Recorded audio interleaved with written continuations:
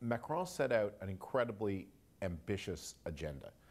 If he were to fulfill that agenda and it were to work, then I think that prediction would be correct. But the odds are steep. Well, look at the things he has in mind to do. The first is he wants to deregulate the French internal economy, especially the labor market, make it easier to fire people and so not deter employers from hiring people. So that's a big jolt right there. If you've spent time in France, you know, you'll notice how incredibly frantically hard people work in customer-facing businesses. And that's because they have very little support staff because managers are afraid to hire. So he's going to take on the labor unions and make it easier to fire, hoping to make it easier to hire. Well, why would the labor unions go along? Well, here comes piece two, that he is going to work with the Germans, he has said to the Financial Times, to try to build a cross-European set of transfers, like the kind of transfers you see in a true federation, like Canada, where German taxpayers would help to contribute to unemployment funds for French workers, making the French system more stable.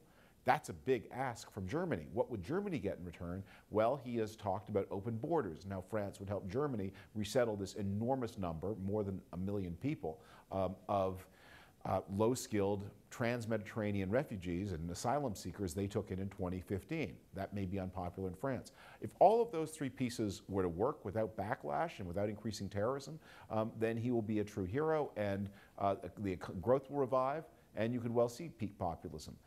But when I describe it to you, you also see how incredibly difficult that is. Three-dimensional chess, indeed. David, you've written in the past that a lot of these populist movements have been born out of anxieties amongst predominantly white majorities who now feel that they're moving into minority territory, right, either because of demographic change brought on by immigration or, in the case of France, by the Syrian refugee crisis and a sense of Europe losing control of its borders. Those forces don't seem to be going away, do they? No. You know, one of the things that I've deplored when people talk about this is there's a habit among people who are not under economic pressure to distinguish between economic anxieties for the lower two-thirds of society, the poorer two-thirds of society, which are acceptable, which can be talked about, and these kinds of demographic concerns, cultural concerns, and those are considered to be utterly unacceptable. And yet I think when you actually talk to people who have these concerns, they don't distinguish them so clearly. They don't see two separate issues, one of which is kosher and one of which is unkosher. They see one bundle of issues that they feel. And in a democracy, everybody gets their same vote. People get to vote the way they want to based on the issues that they think are important. So I have worried that forcing the pace of migration so fast as they have done in Europe, as is being done in North America, destabilizes the consent on which modern societies rest. Good point. David, if you look at the broader secular macro trends, where do you think this is headed? Because some of those forces, immigration, demographic change, the aging and decline of middle-class jobs and workers in a globalizing economy, those seem kind of baked into the cake right now. Well, I think nothing is baked into the cake. People make choices, and I think the choices can be corrected. Immigration can be slowed, economies can be stimulated, and we will see. I think it's also true that trends do not just unfurl through historical progress.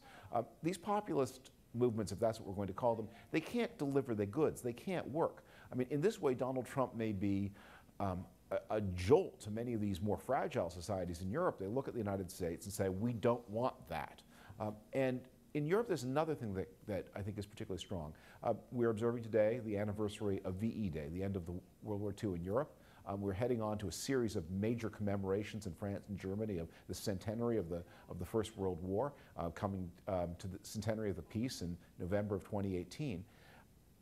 The Europeans are being reminded how much the EU was a peace project, and they are also recovering how valuable that is, how much they cherish that, how desperately they want to avoid the kind of continent-rending conflicts that their parents and grandparents and great-grandparents suffered.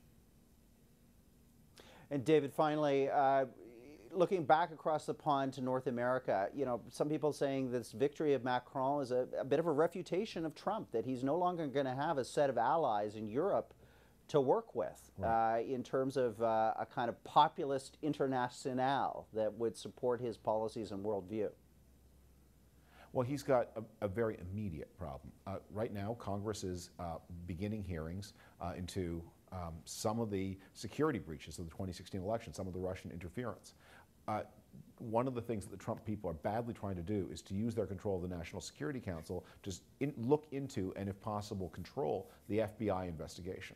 The French Secret Service is one of the most accomplished in Europe. In the hands of Le Pen, that Secret Service would become no longer a flow of information about Russia and possibly a source of disinformation about Russia.